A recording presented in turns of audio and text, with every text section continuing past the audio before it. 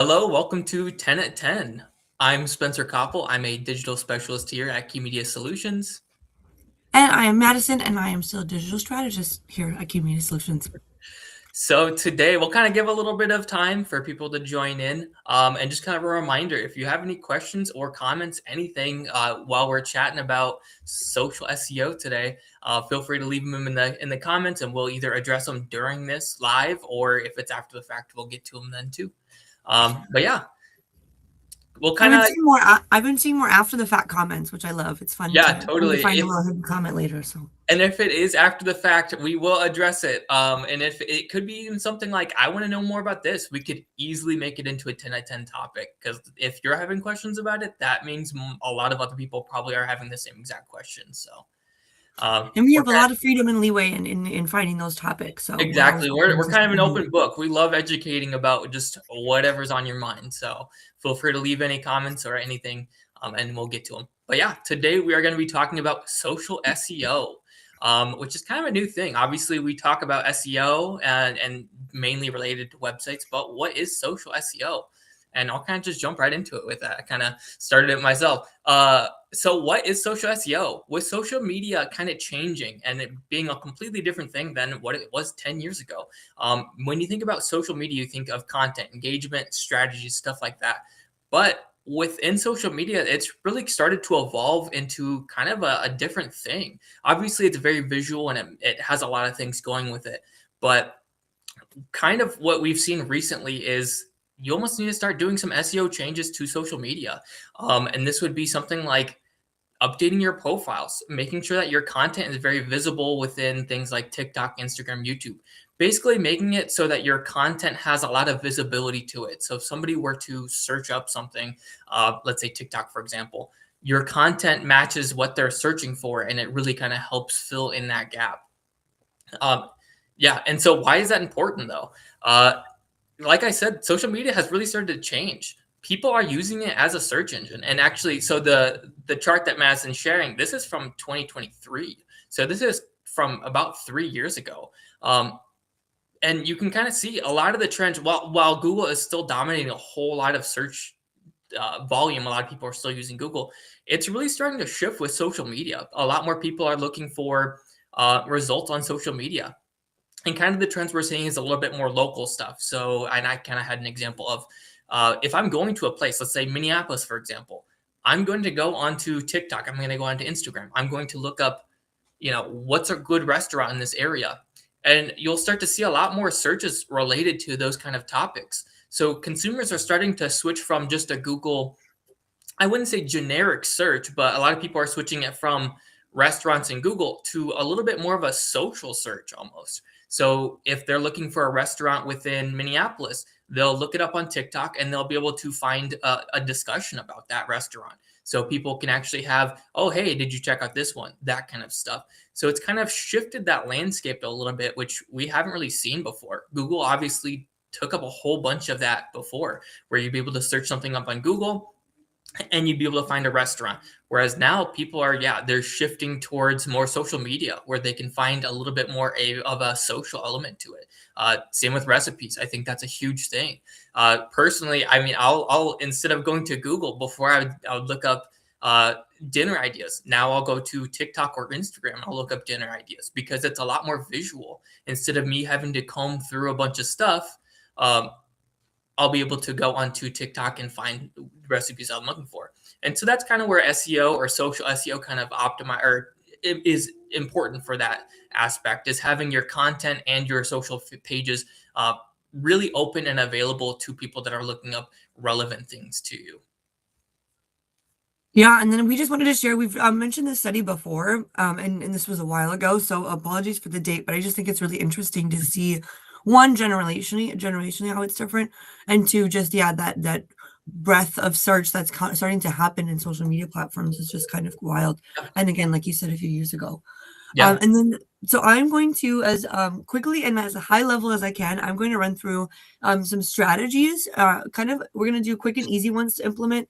Oh, I just realized I might have not put all of these in my screenshot, but we'll work on it. So I'm going to give you some quick and easy, like right now you can start working on your social SEO with these few tips. And then we're going to go into some higher level strategies. And then I will just run through super fast how you can find out what people are searching for in social, and then how you can measure success after you start implementing some of these. So let's see. Did I put the easy ones on here? I did not, just the higher level. So let me just run through the I'll just take off screen for here for a second, and I'll give you a few bullet points. So if you want to jump in and start optimizing your social SEO, here are just a few like super quick and easy ways you can implement. I think the easiest is probably going to be using your keywords in your caption, which seems like that seems easy. But I think a really good example I could give is if you are going to say, you have a video of your product. Someone's doing a Sunday reset. That's a big content piece right now. Someone's saying, come do my Sunday reset me with my Dyson vacuum, whatever the ad is. Instead of the caption just being Sunday reset and an emoji and one hashtag, say Sunday reset for busy marketers, Sunday reset for busy people who work at home. Give those keywords some context, because keywords, this is also the same in like general SEO strategies, but keywords aren't just one string words anymore. They're phrases, they're contextual. AI algorithm, all search is based off of AI algorithms now, and those are able to contextualize some of those keywords. So give it a little bit more juice than just happy Sunday. A happy Sunday for all my whatever your industry is. Give it some of those keywords, because that matters just as much as the content now. Saying your keywords out loud or on the screen is also really important, because almost all video-based platforms are doing or do audio transcribers. So they transcribe the audio in order to give auto captions, and they also are going to be reading and contextualizing your keywords. Optimize your profile. This one, everyone that ever talks about SEO, this is the first thing they're going to tell you. Social SEO is put your keywords in your bio. Don't just use your name. Add searchable terms. Add some contextual phrase, things that a few keywords that lead into what you are and what you have to offer in that bio. And then hashtags are everyone will tell you a different opinion, I think, on hashtags nowadays. I think it's also an additional opportunity to feed some context, but use them intentionally. Don't throw a bunch in there. The hashtag maxing. I should not say that. I cannot believe I just said maxing. I don't know. But just like putting like 10 it's keywords changed. in We've heard about it before, where it's just before it was you really put as many hashtags as you possibly could and hit your limit. Nowadays, the algorithms just do not like that. You really have to hone in on which hashtags you like and which ones actually make sense with what your content is.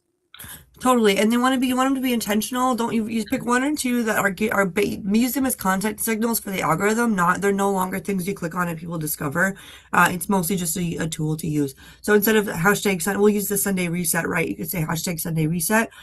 Use hashtag busy professionals or marketing professionals, or like whoever you're kind of trying to reach in that. I don't really know who's making resets for vacuum ads for marketers, but that's the example we're going with. Yeah. And again, if you have questions at any time, feel free to drop them in. We're kind of going to run through these quick just because of our time restraints today. But feel free to reach out anytime. So some of the higher level strategies, once you implement some of those easier things, here's a couple of things you can do for that next level social SEO. Create content clusters around one topic to build authority. So find whatever for us, it would be like digital marketing, and then find some of those main clusters. Use search tool signals. So like, we'll get into this here in a second too, but Google Trends, make some searches online, find what people are actively searching for before you pick some of those content signals. Focus on engagement signals, save shares, watch time to boost your rankings. Repurpose your top content across all platforms and do it often. That's one thing I tell everybody all the time. The chances that someone sees all of your content all the time are so low. Reuse it over and over again. Don't annoy people, but repurpose, reuse, bring some top content back a few months later. Use long tail keywords to target more specific searches. We kind of went into that a little bit, at least how to use the keywords. But if you want to start getting into, using those a little bit more, make sure they're long tail. Use a phrase if you want.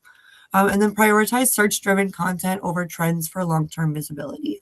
That I think is going to be the biggest shift we're seeing in a lot of content creation and marketing anyways, is we're going to start seeing some longer term strategies versus like virality and short-term visibility. So just implement these changes and wait for some success over time. And I will add an extra one too. Yeah. I think thumbnails is one that a lot of people don't realize the power of.